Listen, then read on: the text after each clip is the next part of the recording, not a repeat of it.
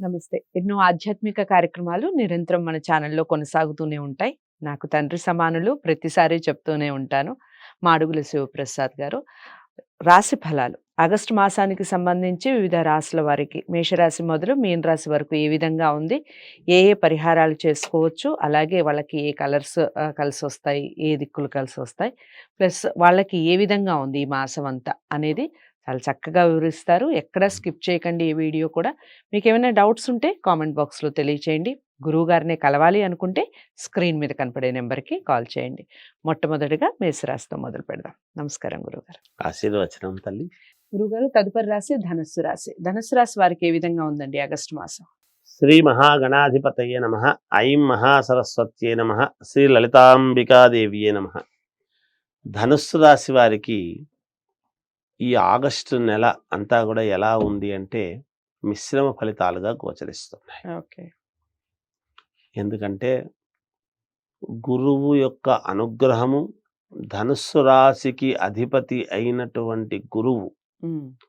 ఆ గురువు మామూలుగా 6వ స్థానంలో అంటే వృషభములో ఉన్నాడు. హ్మ్. ఉన్నదాని వలన కొన్నిటికి అనుకూలము, కొన్నిటికి కొన్నిటికి ఇబ్బందికరం హ్మ్. మామూలుగా. అలాగే కుజుడితో ఉన్నాడు కాబట్టి హ్మ్. కొన్ని ఇబ్బందులు, భూముల వలన కలిగేటువంటి ఇబ్బందులు గాని, హ్మ్. మాట పట్టింపుల వలన వచ్చేటువంటి సమస్యలు గాని ఓకే. ఇట్లాంటివి ఉంటాయి. హ్మ్. వివాహాలు చేసుకోవాలి అనుకునేటువంటి వాళ్లకు, హ్మ్.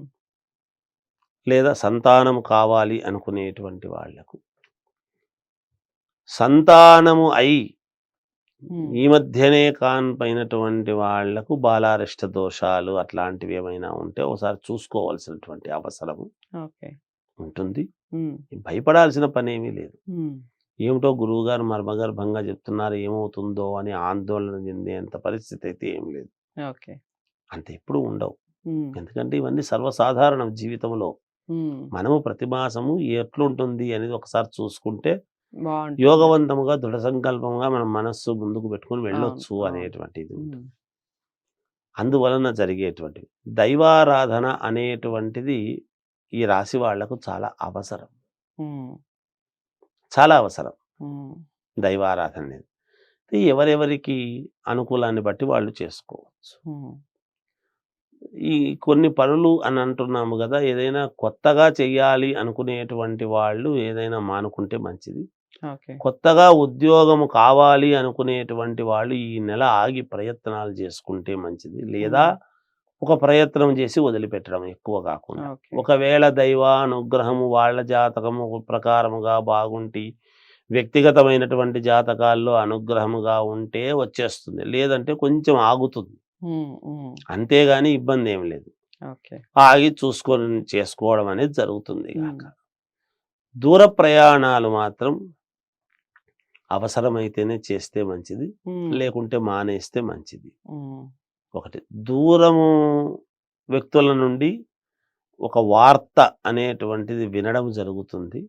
హ్మ్. ఎటువంటి వార్త అనేటువంటిది అది కాలం తెలియజేస్తుంది. అదేం ఇబ్బందేం లేదు దానికి. ఓకే. ఒక వార్త వినటం లాంటిది ఉంటుంది. అలా జరగవచ్చును. విశేషముగా, అనూహ్యముగా దైవ సాన్నిధ్యానికి అంటే ఏదైనా ఒక క్షేత్రము లాంటి వాటికి వెళ్ళేటువంటి నిర్ణయం జరగవచ్చును. ఓకే.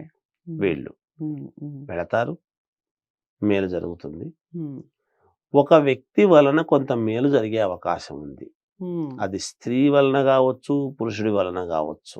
ఓకే. ఒక వ్యక్తి అంటున్నాను అందుకనే నేను. హ్మ్. హ్మ్. లేకపోతే స్త్రీ అయితే స్త్రీ వలన మేలు జరుగుతుంది, పురుషుడైతే పురుషుడి వల్లనే మేలు జరుగుతుంది హ్మ్. అని చెప్పవచ్చు. ఆ! పురుషుడు గావచ్చు, స్త్రీ గావచ్చు. ఒక వ్యక్తి వలనైతే వీళ్ళకు కొంచెం ఈ మాసంలో హ్మ్. కొంత ఊరట కలిగించి, అబ్బా! నువ్వు రాకపోయినంటే దేవుడిలాగా వచ్చావు, మాకు మేలు జరిగింది. హ్మ్. హ్మ్. నువ్వు రాకపోయినంటే కొంచెం ఇబ్బందుండు అనేటువంటి మాట ప్రకారముగా ఉండవచ్చును హ్మ్. వీళ్ళకు. హ్మ్. అన్ని రంగాల్లో ఉండేటువంటి వాళ్లకు యథావిధిగా మామూలుగా నడుస్తూ ఉంది అంటే నడుస్తుంది అన్నట్టుగా ఉంటుంది. రైట్. శుభకార్యాలలో పాల్గొంటారు హ్మ్. కొంతమంది. హ్మ్. మన ఇంట్లో కూడా జరిగితే బాగుండు కదా అనేటువంటి ఆలోచన వస్తుంది. ఓకే. దానికి తదనుగుణంగా తొందరలోనే తర్వాత మళ్ళా వీళ్ళ ఇళ్ళలోనూ జరగడం జరుగుతుంది. హ్మ్. ఈ మాసం ఒకటే గదా!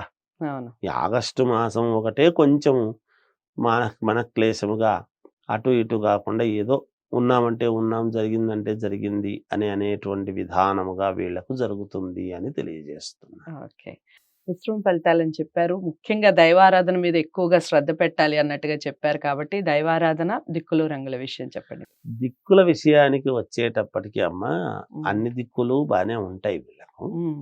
దైవారాధన విషయానికి వచ్చేటప్పటికి వాళ్ళ వాళ్ళ ఇంటి దేవుడు ఎవరైతే ఉంటారో ఆ దేవుణ్ణి కులదైవం. ఆరాధించుకుంటే మేలు జరుగుతుంది. హ్మ్. అదొకటి. ఇక రంగుల విషయానికి వచ్చేటప్పటికి వీళ్ళు లైట్ గోల్డ్ కలర్ గాని, హ్మ్. గోధుమ వర్ణము గాని వేసుకుంటే హ్మ్. మేలు జరుగుతుంది. ఓకే.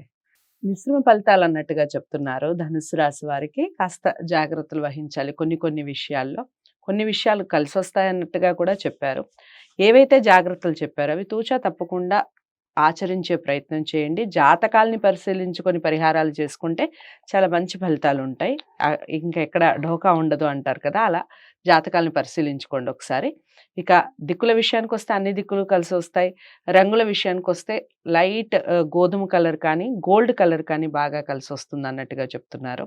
దైవారాధన విషయానికొస్తే మీ కులదైవాన్ని ఎక్కువగా ఆరాధించే ప్రయత్నం చేయండి. వీడియోని లైక్ చేసి అందరికీ చేరువ చేయండి. ఇక గురువుగారిని కలవాలి అనుకుంటే స్క్రీన్ మీద కనపడే నెంబర్‌కి కాల్ చేయండి. తదుపరి రాశితో మళ్ళీ కలుద్దాం. నమస్తే.